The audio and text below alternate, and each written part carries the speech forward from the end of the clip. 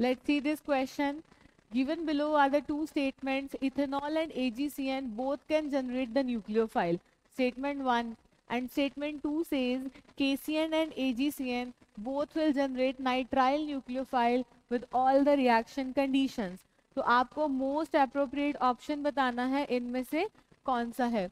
तो ध्यान से देखिए स्टेटमेंट 1 को कि इथेनॉल है या AgCN है, दोनों के दोनों न्यूक्लियोफाइल जनरेट कर सकते हैं. कैसे? C2H5OH है, यहाँ से आपको इथॉक्साइड न्यूक्लियोफाइल मिल जाएगा. सिमिलरली अगर AgCN की बात करें तो यहाँ से भी आपको न्यूक्लियोफाइल जनरेट हो जाएगा. जैसे कि अगर मैं आपको बात करूँ, Cn- जो होता है वो एक एम्बीडेंट न्यूक्लियोफाइल होता है. अब एम्बीडेंट न्यूक्लियोफाइल का मतलब ही क्या है? Cn- जो है वो क्या है आपका? एम्बीडेंट न्यूक्लियोफाइल. एम्बीडेंट न्यूक्लियोफाइल आप उसे बोलते हैं जिसके पास 2 डोनर साइट्स होती है, लेकिन वो डोनेट करेगा कभी एक ही टाइम पे किसी एक से ही अटैक कर सकता.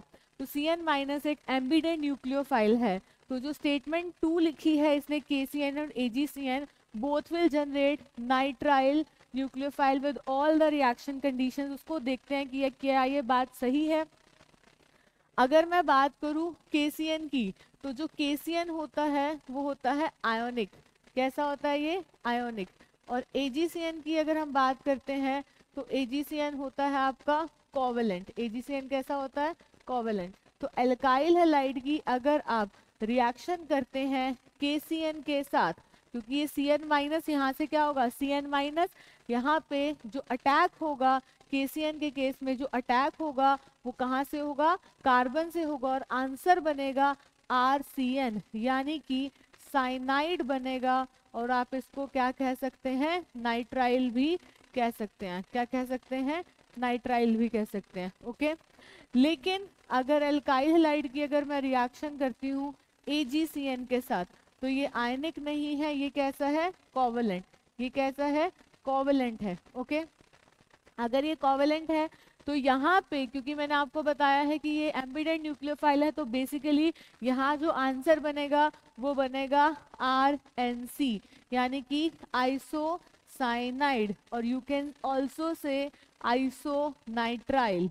आइसोनाइट्राइल. ओके. तो जो ये स्टेटमेंट 2 बोली गई है कि दोनों ही केसेस में आपके पास नाइट्राइल न्यूक्लियोफाइल बनेगा, वो स्टेटमेंट क्या है आपके पास? ये स्टेटमेंट रॉन्ग है. और ये स्टेटमेंट क्या थी? करेक्ट थी, क्योंकि दोनों ही एक न्यूक्लियोफाइल जनरेट कर रहे हैं. ठीक है जी. तो क्या हुआ हमारा? First statement is true, second statement is false. तो ऑप्शन नंबर जो डी है वो आपका इस क्वेश्चन का करेक्ट आंसर है.